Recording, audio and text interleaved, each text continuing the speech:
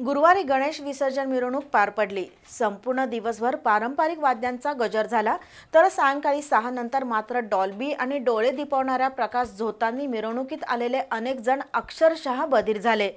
यावर्षी कोल्हापूरच्या विसर्जन मिरवणुकीत अभूतपूर्व गर्दी झाली होती। विशेषतः रात्री 8 ते 11 या वेळेत महाद्वार रोड, पापाची तिकटी आणि गंगावेश परिसरांना अत्युच्च गर्दी अनुभवली। आजवरचे गर्दीचे विक्रम मोडीत निघाल्यानं काही काळ प्रचंड धक्काबुक्की आणि चेंगराचेंगरी सुद्धा झाली। त्यातून एखादी अनुचित घटना तर घडणार नाही ना अशी भीती सुद्धा निर्माण झाली होती। त्यामुळे यापुढे तरी कोल्हापुरातील विसर्जन मिरवणुकीचा पारंपरिक मार्ग बदलण्याची आवश्यकता आहे। महाद्वार रोड हा तसा जुना रस्ता आहे। रस्ता अरुंद आणि दरवर्षी वाढती गर्दी यामुळे कोल्हापुरात पर्यायी विसर्जन मिरवणूक मार्ग तयार होणं काळाची गरज आहे।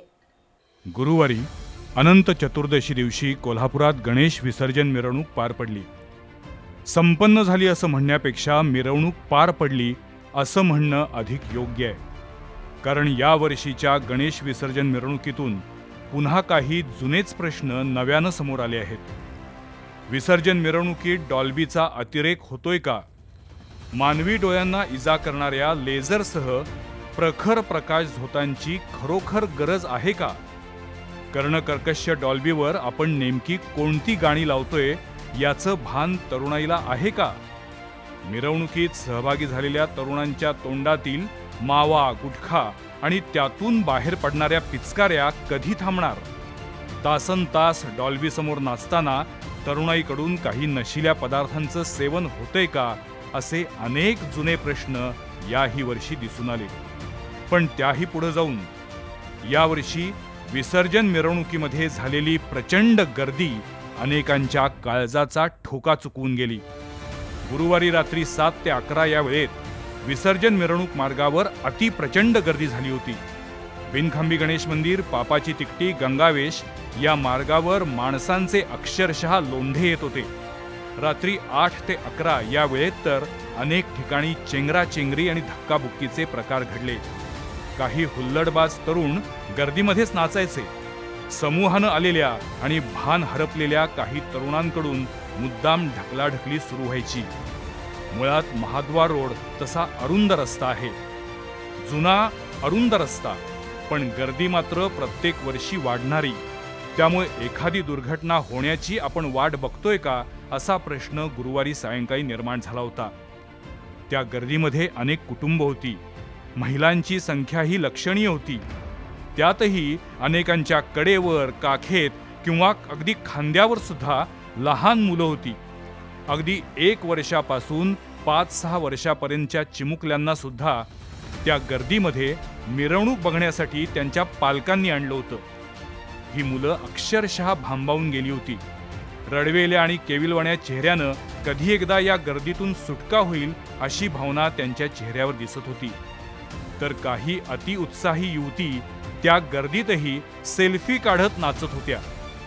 रात्री 9च्या सुमारास पापाची तिकटी परिसरात झालेली प्रचंड गर्दी, त्यातून झालेली धक्काबुक्की यामुळे अनेक गंभीर प्रश्न निर्माण झालेत। नाशिकमध्ये झालेल्या कुंभमेळ्यातील घटनेत 43 भाविकांचा मृत्यू झाला होता।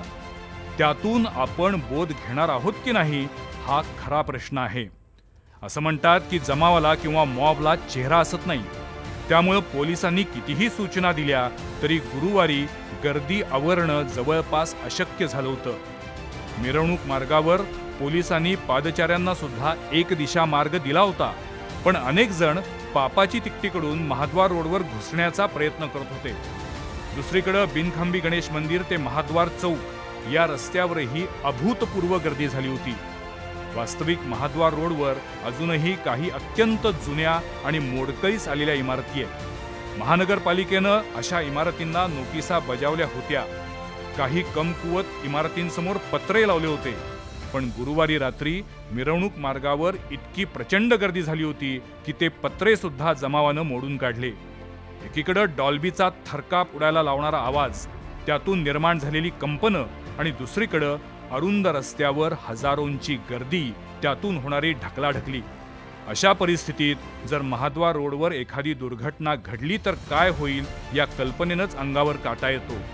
त्यामुळं आता कोल्हापुरात विसर्जन मिरवणुकीसाठी पर्यायी मार्ग तयार होणं ही केवळ काळाची गरज नाही, तर सुरक्षेच्या दृष्टिकोनातून आणि माणसांचा जीव लक्षात घेऊन पर्यायी मार्गाचा अवलंब होणं अत्यावश्यक बाब आहे. गुरुवारी दिवसभरात चॅनेल बी वरून संपूर्ण विसर्जन मिरवणुकीचं थेट प्रक्षेपण झालं.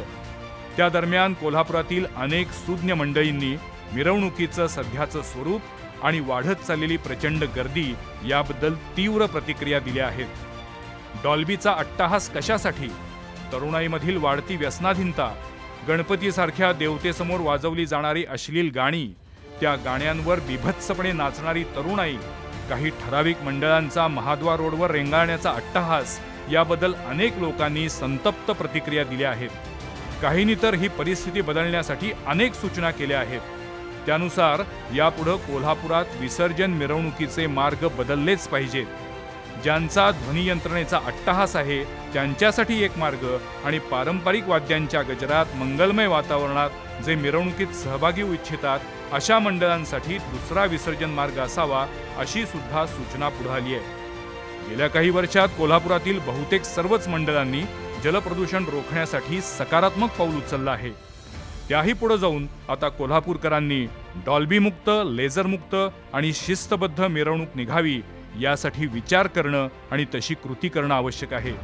कारण गुरुवारच्या मिरवणुकीत जी अफाट गर्दी पाहायला मिळाली ती अक्षरशः भीतीदायक होती. त्यामुळेच आता सर्वांनी सामंजस्यानं आणि एकदिलानं विसर्जन मिरवणुकीच्या स्वरूपाबद्दल आणि पर्यायी मार्गाबद्दल तोडगा काढणं आवश्यक आहे.